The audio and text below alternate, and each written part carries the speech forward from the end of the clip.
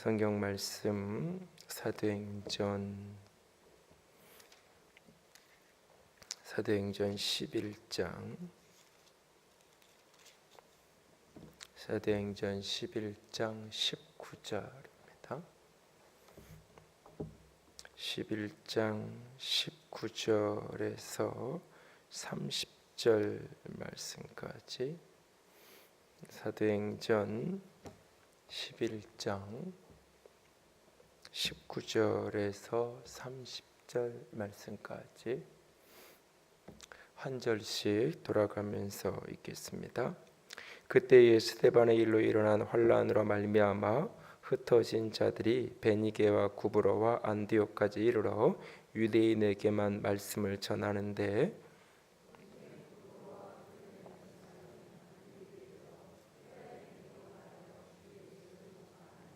주의 손이 그들과 함께 하심에 수많은 사람들이 믿고 주께 돌아오더라.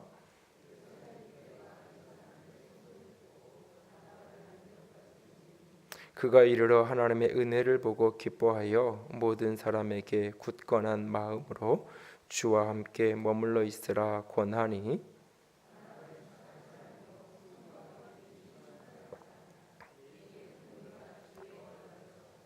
바나바가 사울을 찾으러 다소에 가서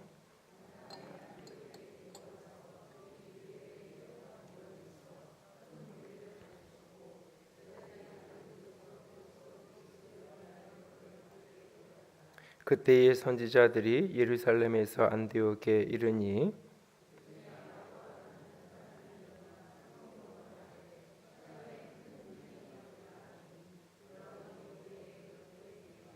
제자들이 각각 그 힘대로 유대에 사는 형제들에게 부조를 보내기로 작정하고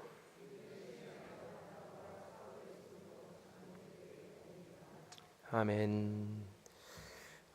목회를 하면서 또 교회를 이렇게 만들어 가면서 가장 중요하게 생각하는 몇 가지 가치가 있는데 그 중에 가장 첫 번째 가치로 꼽으라고 누군가 물으면 가장 이렇게 먼저 이야기하는 것 중에 하나가 바로 균형이라는 가치입니다. 교회는 선교회, 특정한 어떤 목적과 특정한 초점을 가진 선교회가 아니기 때문에 교회는 총체적인 구원의 공동체가 되어야 되고 그 속에서 가장 중요한 것 중에 하나는 균형을 잃어버리지 않는 것이다 라고 늘 생각하고 있고 또 교회를 그렇게 균형 있는 공동체로 어떻게 하면 만들어갈 수 있을까, 이렇게 다듬어갈 수 있을까 하는 게 늘 마음속에 있는 고민이기도 하고 지향성이기도 합니다. 물론 개인적인 제가 가지고 있는 개인적인 성격적인 영향도 있을 거예요. 이렇게 쉽게 한쪽으로 이렇게 휘둘리거나 이러지 않는 어디 이렇게 세미나 사복교회를 갔다 왔다고 해서 그 다음 주부터 확 바꾸고 이런 일을 잘 안 하니까 뭔가를 시작하려면 어떻게 꽤 오랫동안 혼자 속에서 씨름도 하고 어떻게 교회 안에 그것을 풀어내야 될까 사실은 여러 가지 요소들을 또 점검하기도 하고 그게 이제 사실은 또 단점이 돼서 이렇게 타이밍을 좀 이렇게 놓쳐버릴 때도 있는데요. 사실은 그럼에도 불구하고 균형이란 가치는 교회에 있어서 굉장히 중요한 초점 가운데 하나라고 생각합니다. 교회가 이 균형을 잃어버리면 제대로 날 수 없는 높이 나는 새는 결국 두 날개가 균형 있게 맞아야 되잖아요. 이 균형을 잃어버리는 순간 교회는 자꾸 한쪽으로 기울게 되고 그 조금 기울기 시작한 게 시간 속에서 굉장히 많이 기울어서 나중에 보면 이게 건강한 교회가 아닌 특정한 목적을 위해서 이렇게 지향되어지는 그런 어떤 선교회의 모습처럼 가게 되고 더 극단으로 가면 이제 왜곡된 모습으로 가게 되는 경우도 종종 있죠. 지난주에 같은 본문을 가지고 그런 이야기를 드렸어요. 이 교회가 이 안디옥 교회가 중요한 이유 중에 하나, 초점 중에 하나는 뭐냐면 안디옥 교회가 오늘 이렇게 성장하고 안디옥 교회가 이렇게 세워지는 데 있어서는 하나님의 역사와 사람의 역사가 함께 흘러가고 있다는 사실이에요. 오직 하나님만 주도적으로 역사에서 이 교회가 서는 것도 아니고 하나님의 역사를 도외시한 채로 인간의 역사로만 이 교회가 세워져 가고 있는 것도 아니라는 사실이에요. 주의 손이 안디옥 교회 위에 역사해서 그 주의 은혜로 말미암아 교회가 그렇게 아름답게 세워져 가고 자라가고 있는 것을 보게 됩니다.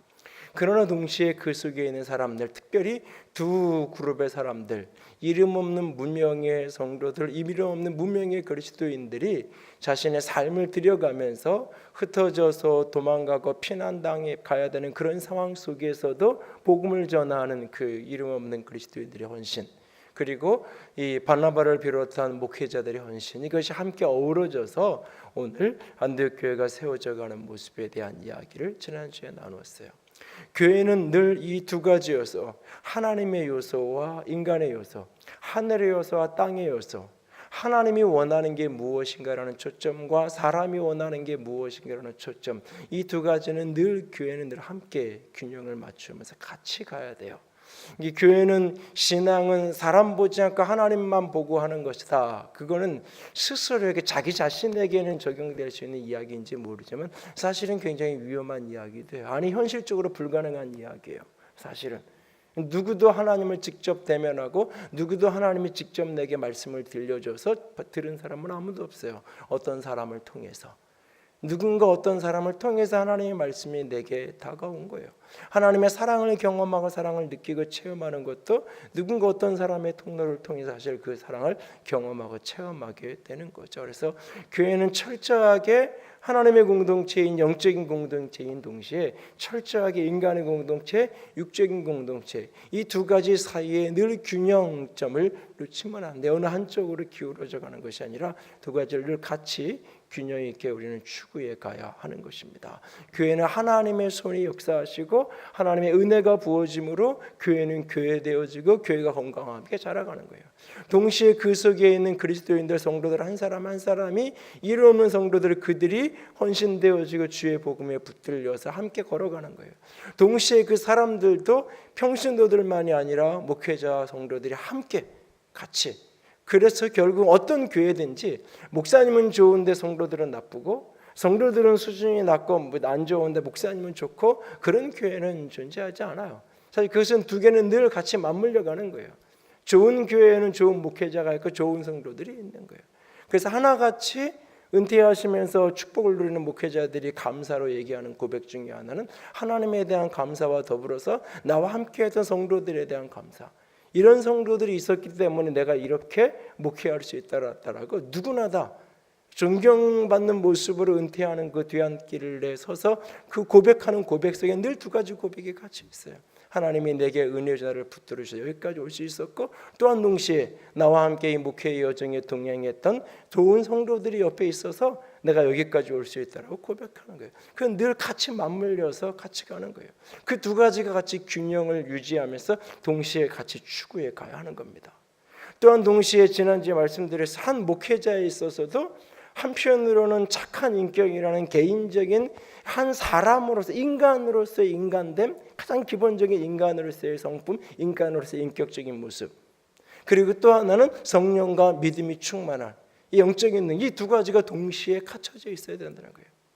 하나님의 능력, 영적인 능력, 어떤 것들은 굉장히 뛰어나고 탁월한데 그 개인을 만나보고 개인을 겪어보면 너무너무나 실망스러운, 동시에 그 개인을 만나봤을 때 너무너무나 좋고 친절하고 너무너무나 좋은데 믿음과 말씀 성령의 능력의 부분에서 보면 너무너무나 빈약한, 그러면 건강한 모습이 될 수 없는 거예요. 이 두 가지가 함께 균형을 유지하면서 우리는 두 가지를 동시에 추구해 가야 하는 것들입니다. 그럼 연장 모습들 가운데 오늘 본문 이 안디옥 교회의 모습을 또 한 가지 더 들여다보면, 하나는 하나님의 역사와 사람의 역사의 균형을 유지해야 되는 거라면, 또 하나는 말씀의 역사와 성령의 역사가 이 안디옥 교회 위에서 아주 놀랍게 균형을 이루면서 역사하고 있는 것을 보게 되어집니다. 안디옥 교회가 이름 없는 무명의 그리스도인들, 무명의 성도들에 의해서 복음이 전해졌어요. 그들은 원래 이렇게 대부분의 사람들이 흩어져서 가면서 유대인들에게만 복음을 전하던 그들이 그 안디옥에 있는 헬라인에게까지도 이방인에게까지 복음을 전해서 그 복음을 듣고 많은 사람들이 예수의 복음을 듣고 사람들이 모여 있었어요. 복음을 듣고 모여 있는 그들의 이야기가 예루살렘으로 소문이 나게 되고 그 예루살렘에 있던 예루살렘 교회 모 교회가 그곳에 사람을 파송하게 되죠. 그래서 이 안디옥하고 지역적인 연관성이 가장 가까운 데 있었던 바나바라는 사람을 이것의 목회자로 파송을 하게 되어집니다. 바나바가 와서는 어떤 일을 하냐면 23절에 보면 그가 이르러 하나님의 은혜를 보고 기뻐하며 그들 위에 부어있는 하나님의 역사를 보는 하나님의 임재 하나님의 일하심을 보고 너무너무나 기뻐요. 그러면서 그들에게 이렇게 말합니다. 모든 사람에게 굳건한 마음으로 주와 함께 머물러 있으라 권하니 굳건한 마음을 가지고 주와 함께 머물러 있으라고 권했다. 이 권했다 이걸 요즘 말로 바꾸면 설교했다 이렇게 표현할 수 있죠. 그들을 권면하고 주의 말씀으로 주의 하나님 굳건한 마음에 요동하지 않는 그 마음으로 하나님께 주님과 함께 동행하고 주님과 함께 붙어있는 인생을 살아 그런 삶을 살아가야 된다라고 그들을 말씀으로 권면하는 거예요. 그리고는 그렇게 말씀으로 권면할 때 24절에 이 바나바의 그런 어떤 개인적인 인격과 능력 그리고 그를 통해서 선포되어지는 그 권하지는 말씀을 통하여서 큰 무리가 주께로 더하여졌어요. 그때 25절에 바나바는 사울을 찾으러 다소로 가요. 이 안디옥에서 다소는 꽤 먼 지역으로 떨어져 있어요. 지금 사람들이 엄청나게 모여들고 있는 그 상황 그리고 자신이 와서 이미 하나님의 은혜가 그 위에 부어져 있었고 그 은혜에 마치 가서 이렇게 기름을 붓는 거기에 불이 이렇게 붙어 있는 그곳에 바나바라는 사역자는 가서 기름을 붓는 그런 모습이었어요. 사실 어떤 사역자는 가서 물을 갖다 부어서 꺼놓기도 하는데 바나바는 갖다가 기름을 부어놔서 기름으로 활활 타오르게 한 거예요. 너무너무나 활활 타오르는 모습을 보면서 기뻐하고 행복해하며 그 위에 역사하는 하나님의 역사하심 은혜를 보며 감격할 뿐만 아니라 자신을 사용하시는 그 모습을 때문에 기뻐하며 감격하며 거기에 머물러 수 있었어요. 그런데 바로 그 순간 바나바는 생각하는 거예요. 오늘 이 성도들에게 무엇이 필요할까? 이 성도들에게 지금 절실한 것이 무엇일까? 그리고 이들에게 가장 적절한 사역자, 이들의 가장 필요한 하나님의 사람은 어떤 사람일까? 그에게 떠오르는 사람이 있었는데 바로 사울이라는 사람이에요. 아직 이 사울은 검증되어진 사람이 아니에요. 사울은 아직 경력이 있는 사람이 아니에요. 어느 교회에서 말씀 사역을 아주 탁월하게 해서 그 사람을 이렇게 스카우트 하듯이 이렇게 데리고 오면 되는 그런 사람이 아니에요. 이 사람은 지금 사실 처음 다메섹에서 그가 예수를 만나고 뜨거운 열정이 있었지만 열정은 있었지만 그가 준비되어진 사람은 아니에요. 하나님이 그를 쓰시기로 작정하셨지만 아직 준비되어진 사람은 아니었어요. 그의 가슴에 복음의 불이 있었고 그는 구약 성경을 아주 해박하게 구약을 알고 있는 사람이었어요. 그럼에도 불구하고 아직 그는 준비되지 않았어요. 준비되지 않은 이유 중에 하나는 그 구약을 그리스도의 관점으로 복음의 관점으로 해석해 내어지는 게 아직 준비되지 않았어요. 그리고 또 하나는 아직 교회가 그를 받아들일 준비가 되어 있지 않아요. 교회가 그를 이게 이 사역자를 세우는 문제도 똑같아요. 제가 누가 신학을 한다고 그러고 이렇게 목회자가 되겠다고 이야기하면 제가 딱 묻는 것 중에 하나가 뭐냐면 네 말을 사람들이 얼마나 알아듣냐. 분방 공부를 하면 소그룹을 니네 센터나 이 소그룹 반에서 이렇게 하면 얼마나 애들이 알아듣고 따라하는지. 기본적으로 말을 하면 말을 알아듣게 할 수 있는 커뮤니케이션 능력이 있어야 돼요. 하나님이 나를 부르셨다고 영적으로 하나님이 나를 그 산에서 기도하는데 하나님이 하라 그랬다고 그게 다 좋은데 그러면 이게 갖춰질 때까지 사실 준비를 해야 돼요. 모세가 하나님이 쓰시기로 작정한 사람이에요. 태어날 때부터. 그래서 내가 모든 게 스스로 보기에 자신이 다 갖춰졌다고 생각해서 자기가 나서고 싶었어요. 나이 40에. 외적인 조건이 모든 게 다 준비된 사람이었어요. 그리고 자기 백성에 대한 사랑도 불뜻 일어나서 애굽의 모든 것을 버리고 내 백성을 위해서 헌신의 열정으로 그들과 함께하고 싶었어요. 근데 하나님은 쓰지 않아요. 40년을 더 광야에 내어보내서 거기서도 훈련시켜요. 왜냐하면 여러 가지 이유가 있는데 그 중에 하나가 뭐냐면, 모세를 출애굽기 2장에 보시면 모세를 만난 십보라가 모세를 보고 뭐라고 이야기했냐면 히브리인이라고 말하지 않아요. 광야에서 우물가에서 만난 한 청년을 아버지에게 너 어떻게 해서 오늘 이렇게 일찍 왔니? 아, 나 길에서 애굽 사람을 만났어요 라고 이야기해요. 나는 히브리 사람이라고 이야기하는 사람들은 나를 아무도 히브리 사람이라고 인정하지 않아요. 나는 하나님의 사람이라고 생각하는데 사람들은 아직 그를 인정해 주지 않아요.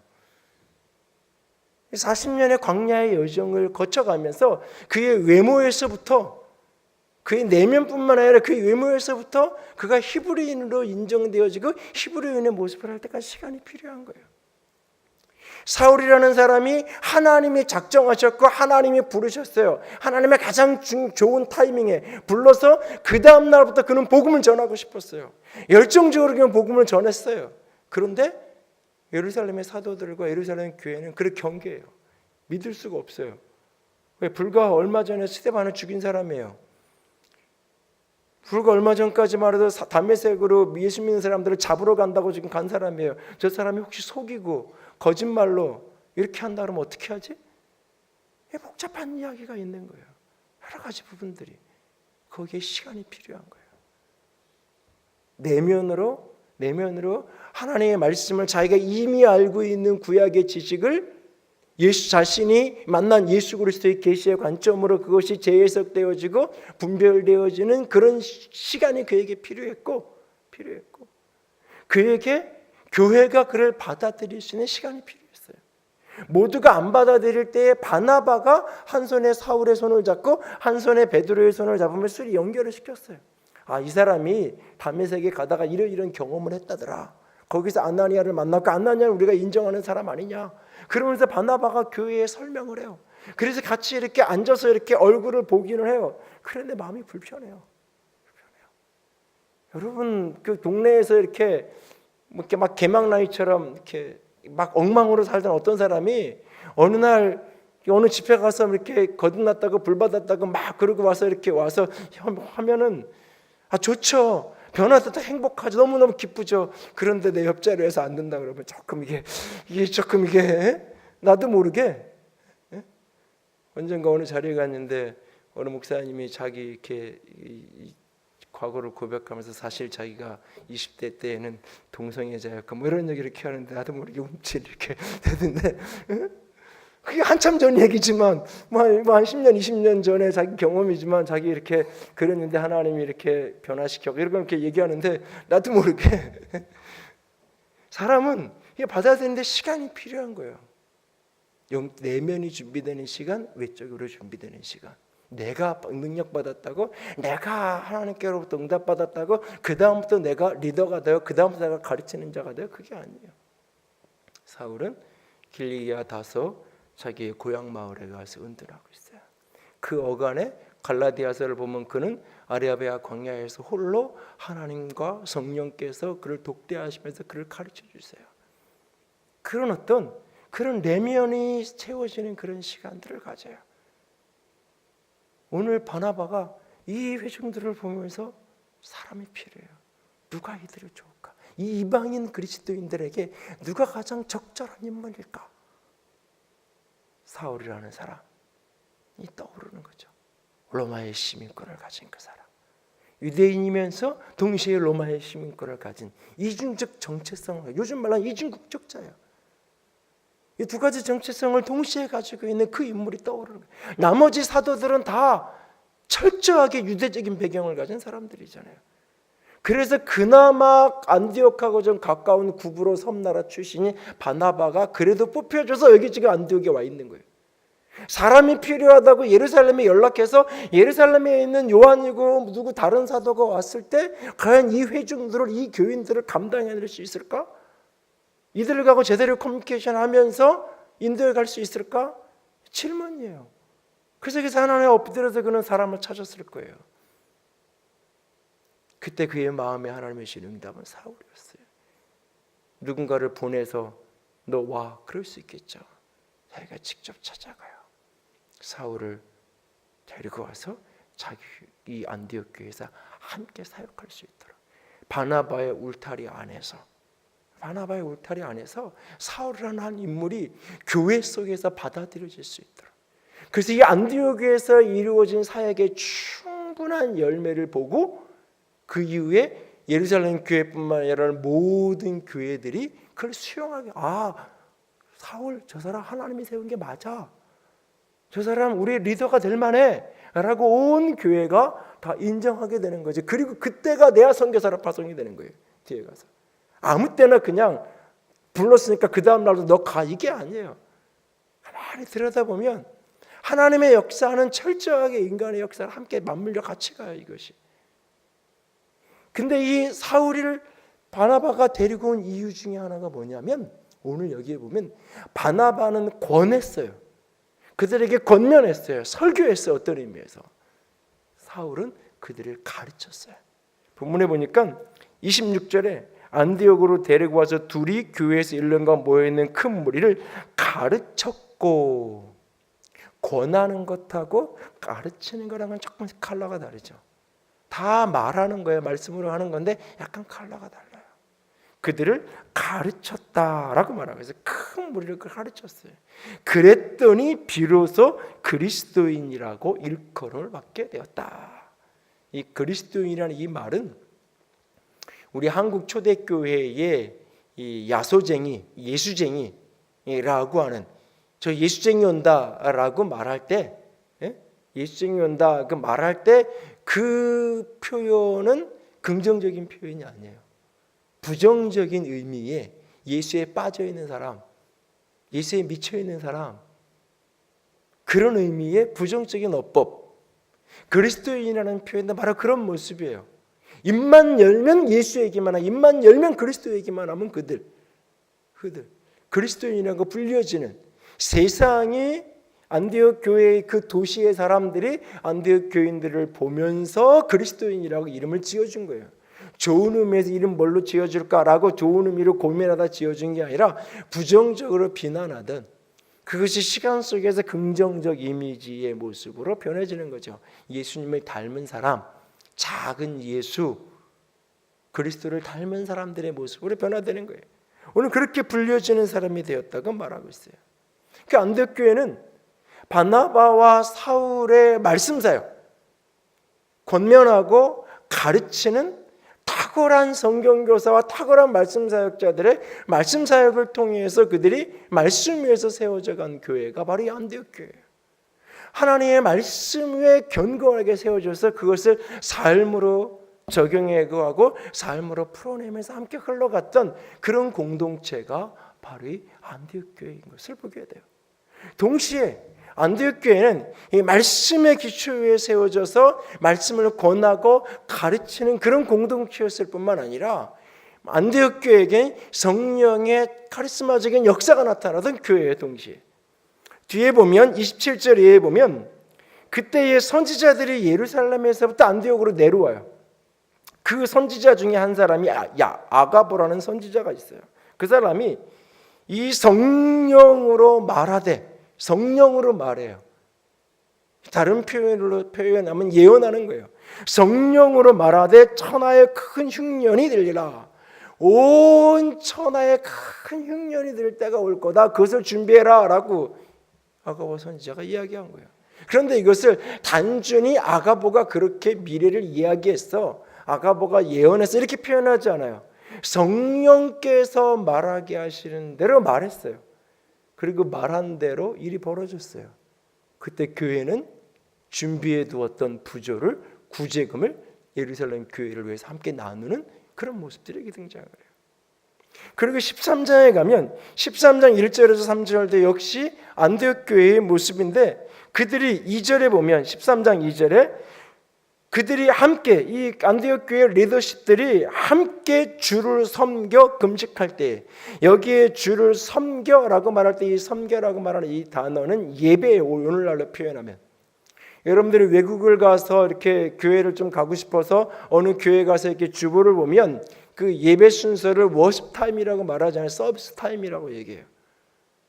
예배를 가장 일반적으로 쓰는 표현이 서비스예요. 예배가 하나님께로 향하여지면 그것이 예배가 되는 거고, 그 예배가 사람들을 향하여지면 그것이 봉사가 되는 거예요. 기본적으로 주를 섬겨 금식할 때, 주님께 그들이 예배하며 금식할 때에 성령께서 그들에게 말씀을 주세요. 그런데 이게 어떤 식인지 우리는 알 길이 없어요. 어떤 특정한 사람에게 하나님이 대언의 말씀을 주셔서 한 사람이 일어나서 대언을 한 건지, 아니면 거기 있는 사람들 모두의 내면에 어떤 강한 성령의 내적인 음성이 부어진 건지, 이게 구체적으로 어떤 현상인지는 알 수가 없어요. 성경이 정확하게 말하지 않으니까 그 상황 자체를. 근데 분명한 것은 성령이 말하는 거예요. 내가 불러 시키는 일을 위하여 바나바와 사울을 따로 세우라. 내가 불러 시키는 일을 위하여 따로 그들을 세우라. 그래서 그들이 두 사람을 딱 금식하고 기도하여 두 사람을 안수하여서 보냈다라고 이야기하고 있어요. 그래서 이들이 이제 선교사로 파송되어지는 모습들이 뒤에 나오는 거예요. 그러니까 성령께서 그들 가운데, 그들이 하나님께 예배하며 금식하며 나아갈 때 성령께서 그들에게 말씀을 주셨고, 그 말씀의 인도하심을 받아서 교회가 순종해 갖고 있는 모습을 보게 돼요. 그러니까 이 안디옥 교회는 말씀의 역사와 성령의 역사가 함께 동반되는 교회예요. 말씀과 성령의 역사는 동전의 앞뒷면처럼 같이 맞물려 있는 거예요. 이걸 자꾸 이렇게 구별해서 띄어놓으려는, 이걸 이렇게 자꾸 이 거리를 멀게끔 만드는, 누구도 성령이 필요 없다고 말하는 사람 없어요. 누구도 말씀을 무시하거나 말씀이 필요 없다고 말하는 사역자는 아무도 없어요. 그러나 경험적으로 보면 늘 한쪽으로 기울어져 있어요. 조금만 영적인 이야기를 나누면 금방 그것을 신비주의라고 이야기하면서 경계심을 가져요. 조금만 어떤 말씀, 성경에 대한 강조점을 하면 율법주의라고 또 경계를 해요. 말씀과 성령이 동전의 양면처럼 같이 가 있는 건데도 불구하고, 왜? 성경은 늘 같이 해요. 영적 전쟁을 이야기하면서 그리스도인이 가져야 될 공격 무기가 뭐예요? 성령의 검, 곧 말씀. 성령의 검이 곧 말씀이라고 말하잖아요. 골로새서하고 에베소서하고 그리스도인이 세상 속에서 살아야 될 삶의 이야기를 하면서 우리가 가정생활, 부부관계, 부모자녀관계, 직장에서 어떻게 살아야 되는지를 쭉 얘기하는 병행 본문이 등장하는데, 에베소서 5장 20절 이하하고 이게 골로새서 3장하고 그렇게 대비시켜서 보면 병행 본문이 등장하는데 딱 한 군데만 틀려요. 에베소서는 성령 충만하여, 골로새서는 말씀이 충만하여. 성령 충만해서 그것이 흘러가서 열매 맺어야 되는 것이 하나님을 향하여 예배하고 가정생활하고 직장생활하고 영적 전쟁하는데, 그 성령 충만이 다 흘러가야 돼요. 그게 에베소서의 이야기예요. 골로새서 3장을 보면 말씀 충만이, 말씀이 풍성하게 너희 그리스도의 말씀이 거하여서 그 말씀이 흘러서 하나님께 시와 찬미로 예배하게 되어지고 감사하게 되어지고, 가정생활과 부부관계, 부모자녀관계, 직장에서 주인과 종과의 관계로 쭉 흘러가요. 그 키가 어디서? 성령 충만, 말씀의 풍성함. 이게 동전의 양면처럼 성경은 늘 같이 가는 거예요. 그 성경의 사람은 늘 성령의 사람이에요.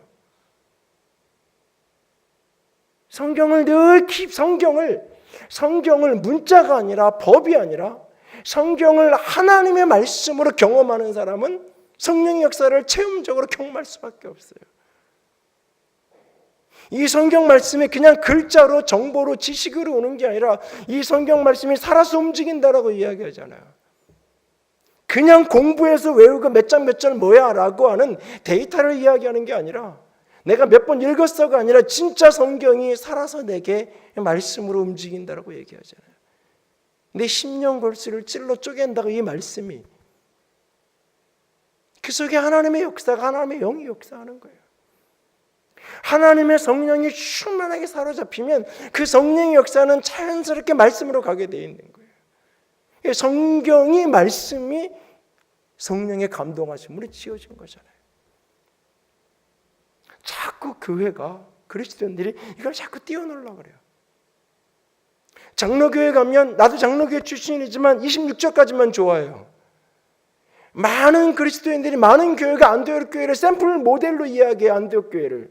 그런데 26절까지만 이야기해요. 그리고 뒤에 27절, 28절은 빼놓고 29절, 30절을 이야기해요. 말씀이 충만했고 구제하는 교회였고 선교하는 교회였고 우리도 그렇게 해야 된다고 이야기해요. 중간에 하나님의 선지자가 성령의 말하게 하심을 따라서 말하는 것에 대해서는 외면해. 애써 못 본 척해요. 안 볼라 그래요.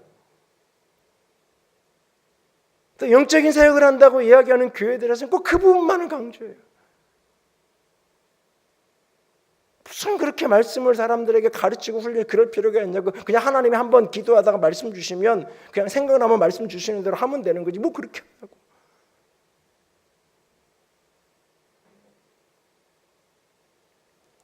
한국교회에서 원고 없는 설교를 가장 탁월하게 하는 목사님이 있어요. 김남준 목사님이 열린교회인가 원고 없이 보통 100분에서 160분 설교를 해요. 원고 없이. 근데 그게 그 분위기만에 가능해요. 왜냐고요? 일주일에 그분이 하는 독서량과 그분이 개인적으로 쓰는 글의 양을 난 알아요. 그 엄청난 독서가 있기 때문에 그리고 그 무릎 꿇는 시간이 있기 때문에 원고가 없어도 그게 30분, 1시간 나오는 거예요. 그 독서량 없이 기도만 하면 성령께서 풀어주셔서 할 수 있다고요? 아니에요. 같이 맞물려 가는 거예요. 성령의 역사와 말씀의 역사는 떨어져 있는 게 아니에요. 이걸 자꾸 떼려 그래요, 교회가. 한쪽은 율법주의라고 한쪽은 신비주의라고.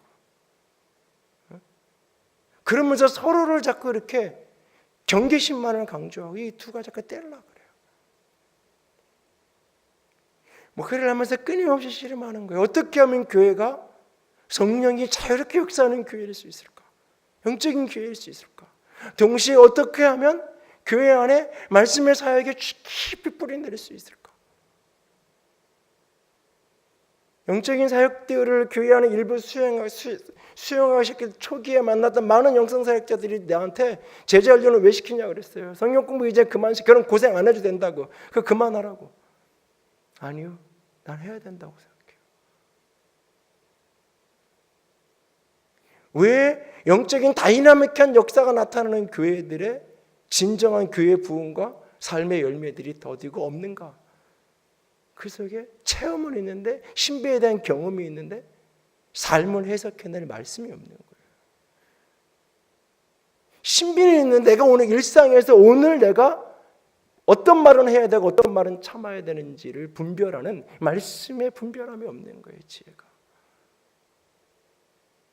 동시에 말씀만 강조하면 이것이 율법이 되고 법이 되고 끊임없이 사람들을 정죄하게 되기 시작해요. 이것이 지식이 되어지고 내가 몇 번을 띄어서라는 게 이게 자기 교만이 되어져서 이 두 가지가 같이 맞물려 가야 돼.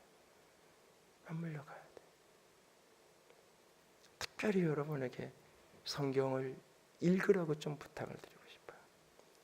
우리 교회를 쭉 오면서 교회 학교도 쭉 이렇게 점검을 하면서 요즘에 하나님이 제게 주시는 말씀 중에 하나가 가장 그러니까 한국 교회의 초기 교회들이 했던 일들을 몇 가지 좀 다시 회복하는 거죠. 그 중에 하나가 성경을 읽는 거예요. 성경을 어떻게 적용할 것인가를 많이 고민시켰어요. 근데 성경 자체를 모르니까 아무리 적용을 해도 소용이 없어. 적용되기를 아무리 해도.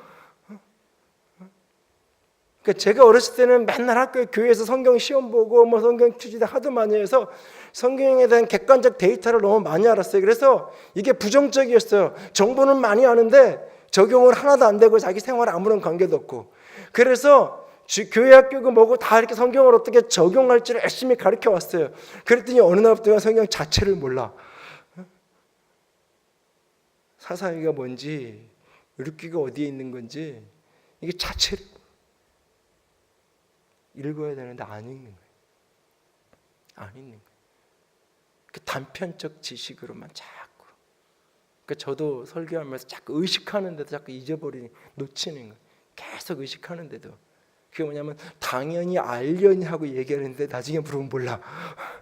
아, 다윗이 이랬잖아요. 근데 멀뚱멀뚱해. 사실은 그 얘기를 모르는 거예요. 나는 당연히 아는 걸로 알고 그 다음 얘기를 막 해. 하다 보니까 이게 안 되겠어요.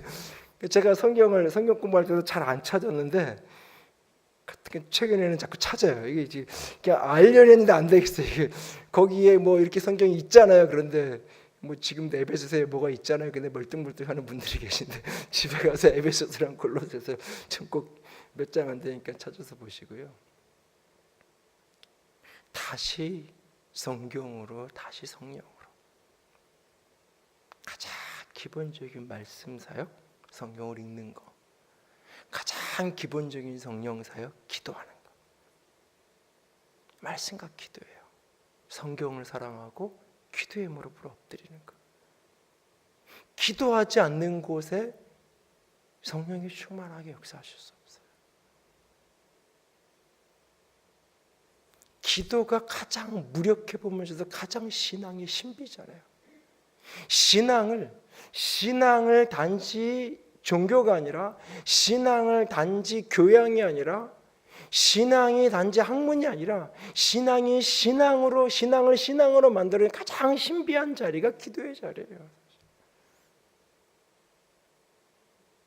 사실은 많은 사람들이 신앙을 신비로 경험하지 못하는 가장 중요한 이유는 기도하지 않기 때문이에요. 기도의 자리에 엎드리지 않은 채로 어떤 능력자, 어떤 사람을 통해서 신비를 그냥 한번 경험하고 싶어 해요. 한번 경험할 수 있어요. 근데 그게 그냥 그걸로 끝인 거예요. 그런가 보다 하고 끝나는 거예요. 그런가 보다. 그 이상도 이하도 아니에요. 그것이 나로 하여금 무릎 꿇게 만들 때, 나로 하여금 내 기도 속에서 하나님을 경험하고 만나게 할 때, 그래서 말씀과 기도가 하나로 묶여질 때 성경으로 기도하고 성령으로 말씀을 풀어. 그 성경을 읽어갈 때 영의 역사로 말씀이 깨달아지고, 기도에 무릎을 꿇었을 때 말씀이 생각나고 기도 속에 말씀이 풀어지고, 이것이 같이 맞물려 가는 거예요. 오늘 교회가, 하나님의 교회가 이 말씀과 성령으로 충만케 되어질 수 있기를 원합니다. 내게 부족한 것이 어떤 것인지 다시 한번 돌아보면서 이 두 가지가 말씀으로 권면하고 가르치고 성령의 역사하심 속에 열려 있었던 이 안디옥교회의 모습 앞에서 오늘 우리 교회도, 여러분 한 사람 한 사람도 말씀을 이전보다 더 사랑하시고 성경을 이전보다 더 가까이 하고 끊임없이 더 읽어가시고, 동시에 기도의 무릎 속에 살아계신 하나님이 영으로 내게 하시는 말씀들을 듣고 체험하고 경험하고 만나고, 말씀과 성령으로 그렇게 무장되어서 세상을 변혁해가고 이 세상 속에서 그리스도인이라 불리어지는 선한 영향력들을 끼쳐갈 수 있는 주의 사람들, 주의 백성들, 우리 모두가 되어질 수 있기를 주님의 이름으로 부탁을 드립니다. 함께 찬양 한 장 합시다. 156번. 준비 안 됐어요?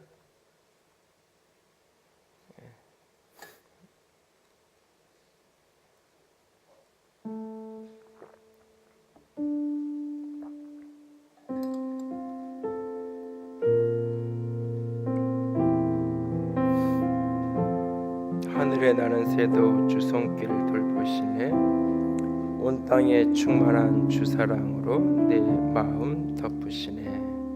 주 나를 부르셨네. 주의 영광 위에 모든 사람 이끄소서. 주의 영광으로. 함께 고백하면서 찬양하며 나아갑니다.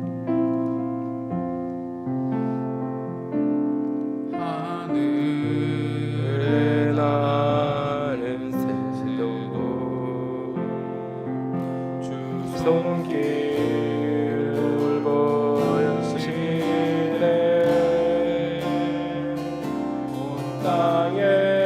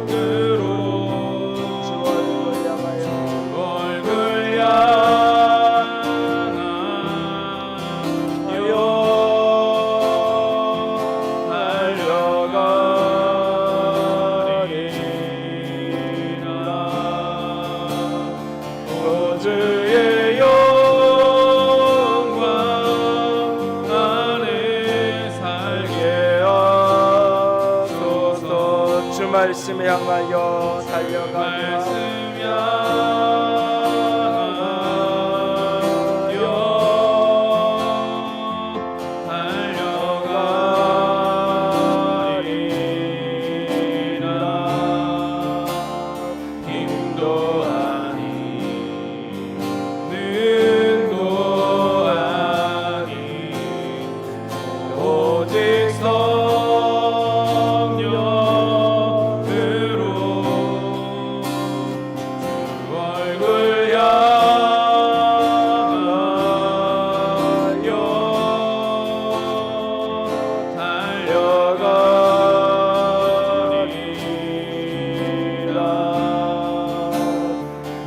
주의 영광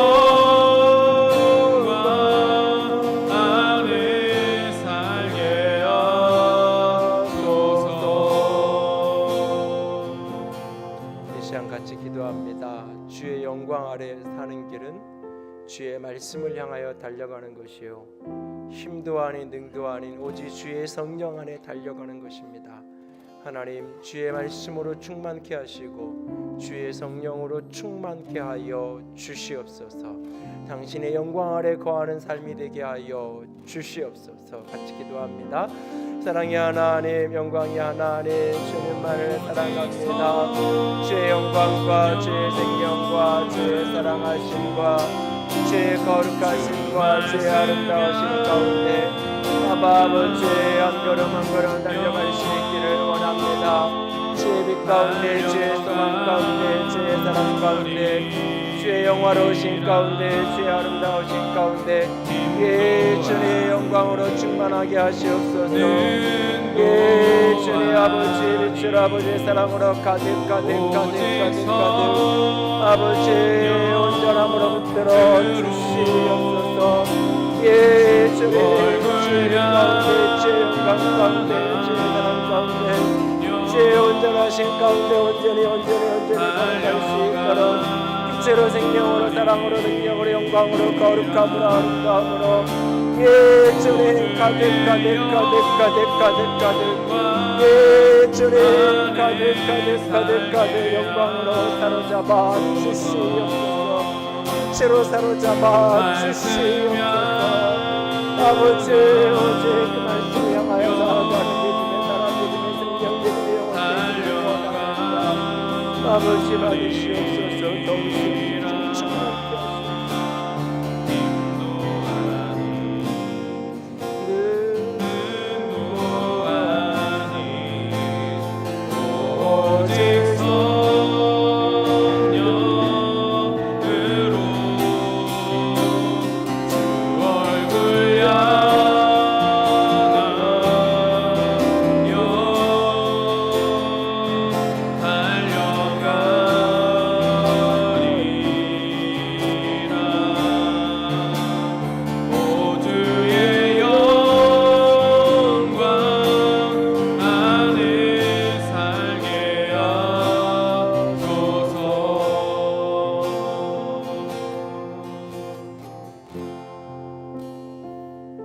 영광의 하나님, 주님만을 사랑합니다.